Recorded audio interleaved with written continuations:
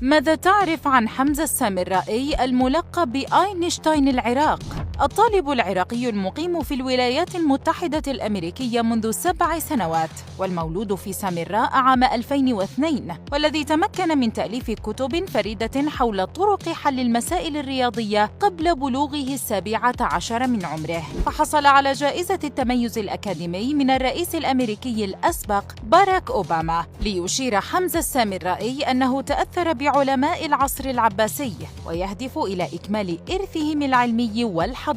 غادر حمزة العراق إلى الإمارات مع عائلته عام 2007، ثم انتقلوا إلى أمريكا للعيش هناك، فاكتشف حمزة حبه للرياضيات والفيزياء، لتقدم له الولايات المتحدة الأمريكية بطاقة دخول إلى مكاتب الجامعات المتطورة لديها، فصار بإمكانه الاشتراك باختبارات حل المعادلات والمسائل الرياضية المعقدة عبر المواقع الإلكترونية، ليصنف عندها ضمن درجة ذكاء رياضية قريبة من درجة ذكاء أينشتاين، وليصنفه البعض أنه أقرب في تفكيره الرياضي للخوارزمي والطوسي وعمر الخيام، حيث قام بتأليف كتابه الأول ب450 صفحة يعالج فيه مسائل التفاضل والتكامل الحسابي بمستويات متقدمة، وهذا الكتاب قادر على حل الكثير من مشاكل الرياضيات الخاصة بفيزياء الفضاء، كما تضمن كتابه مسائل تطرح للمرة الأولى كحساب درجات ألوان الشمس في الفضاء الخارجي